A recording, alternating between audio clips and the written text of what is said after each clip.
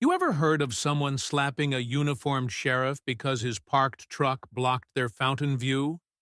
No? Well, buckle up, because this story has everything.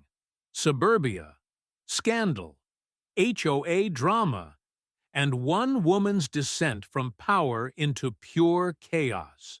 It all started in the hyper-manicured community of Maplewood Crest, the kind of place where the grass is always too green, the mailboxes too white, and the rules absolutely insane. And reigning over this gated empire like a pastel dictator was Cheryl Lockwood, the self-appointed queen of the HOA board. Cheryl didn't just enforce rules, she embodied them. Lawn too dry? Fine.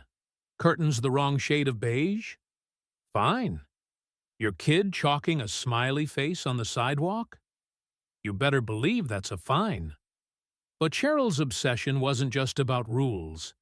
It was about control. Her power came from a secret blend of fear, guilt-tripping, and years of buddy-buddy favors with key board members. But lately, the control was slipping. A few newer residents were starting to push back.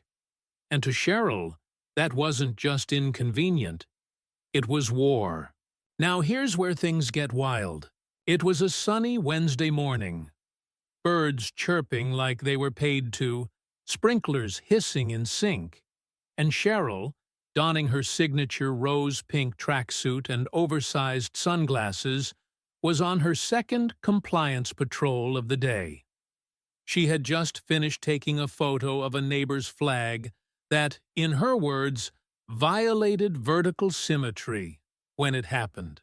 A Black County Sheriff's SUV pulled up and parked right in front of her house. To the untrained eye, it was just a deputy doing his job. But to Cheryl, it was a personal attack. Inside the vehicle was Deputy Alex Moran, a 15-year veteran with the county's Legal Service Division. That morning, he was assigned to deliver a sealed subpoena to a home 2 doors down. He was in full uniform, badge gleaming, radio on his shoulder, and stepped out calmly like he'd done 100 times before. But Cheryl didn't see any of that. She saw a threat to her visual harmony. She stormed across her yard like a missile locked on target, clipboard in hand, finger already wagging. "You can't park here! This is a restricted visual zone," she barked, jabbing toward his SUV. Alex blinked, politely tried to explain he was a sheriff's deputy delivering official documents. But Cheryl wasn't hearing it. She accused him of being a delivery guy in disguise, of undermining community standards, and then, right there in front of half the block, she slapped him. No warning, just a sharp, echoing smack across the face. And the moment that slap landed, the energy of the street shifted. Kids stopped playing. Lawnmowers quieted. One man literally dropped his gardening shears in slow motion. Deputy Moran didn't flinch. He just calmly reached for his radio and said, "Unit 12, Code 19, physical assault. Suspect still on scene." And that was the moment Cheryl Lockwood's suburban empire began to crumble. Within minutes, 3 police cruisers rolled in, lights flashing, neighbors filming. Cheryl froze mid-strut, realizing maybe, just maybe, she'd messed with the wrong guy. But she didn't go quietly. "Oh, this is harassment!" she shouted. "I was defending the aesthetic rights of the community." And here's the twist. Alex wasn't just any sheriff. He was part of an ongoing investigation into HOA fraud across the county. And Maplewood Crest was one of the flagged communities. The subpoena he was delivering? It was connected to a suspicious paper trail involving fake landscaping invoices, missing funds, and a shell company registered to Cheryl's cousin in Nevada. Cheryl didn't know it yet, but she had just slapped the man investigating her financial footprint. After taking statements from neighbors and reviewing security cam footage that caught the whole thing, the deputies handed Cheryl a misdemeanor assault citation and an official warning for interfering with government duties. She wasn't arrested, but she wasn't off the hook either. And that's when the internet got involved.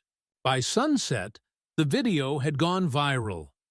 First on the neighborhood Facebook group, then TikTok, then Reddit. Titles like HOA Karen slaps a sheriff over Fountain View and Visual Harmony Gone Violent racked up hundreds of thousands of views. Cheryl became a meme. People remixed the slap into dubstep tracks. One teen even did a dance challenge using her catchphrase, "This is a restricted visual zone." But instead of laying low, Cheryl doubled down. She sent a neighborhood-wide email blaming the sheriff for emotional distress and proposed a new HOA rule, the Visual Access Protection Clause, banning all non-resident service vehicles from parking for more than 5 minutes without prior approval. She printed pamphlets, marched door to door, even tried to spin herself as the victim of government intimidation, but her plan backfired hard. What Cheryl didn't realize was that several residents had already seen the preliminary sheriff's report, and Mrs. Delia Brooks, a retired federal auditor living 3 doors down, wasn't buying her story. Delia replied, all to Cheryl's email with citations, screenshots of the marked sheriff vehicle, and a reminder that aesthetic inconvenience is not legal justification for assault. She then called for a special HOA board meeting to vote on Cheryl's suspension. And things escalated fast. At that emergency meeting, Cheryl walked in expecting applause and support. What she got instead was a letter. She was officially suspended as HOA president pending the results of a financial audit, and an independent investigator had been appointed by the county. Her reaction? Classic Cheryl. She slammed her binder on the table, declared a neighborhood conspiracy, and stormed out, heels clacking like thunder. Meanwhile, the investigation into the HOA's finances turned up everything from phantom landscaping jobs to consulting fees for non-existent beautification efforts. All of them linked to Cheryl's cousin's shell company. The grand total? Over $42,000 in misused HOA funds. But Cheryl wasn't done being dramatic. She showed up at the neighborhood cookout, in disguise.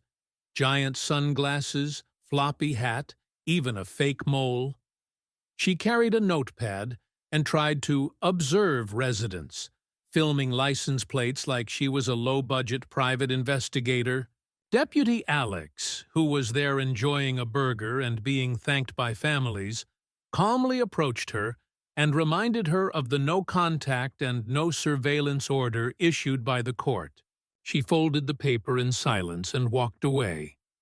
Not yelling, not lecturing, just fading. It was the first time Cheryl left without a fight, and somehow that was more unsettling than all her rants combined. Soon after, she was formally removed from the HOA board by unanimous vote. A forensic accounting firm was hired. Cheryl was hit with civil restitution, stripped of voting rights in community matters for 5 years, and her property had a lien placed on it. Maintenance crews refused to service her home. Her once pristine yard went wild. The fountain? Dry, cracked, and covered in leaves. And the final blow? The county began seizing assets to recover lost funds. Cheryl had 60 days to pay or risk losing her house, the very view she once slapped a sheriff to protect. As for Maplewood Crest, it finally exhaled. Kids drew on sidewalks again. Neighbors shared coffee instead of citations. The HOA board, now led by a committee of actual volunteers, focused on transparency and fairness. And Deputy Alex? He was promoted to lead a new division focused on community engagement and HOA accountability. So yeah, one slap did change everything.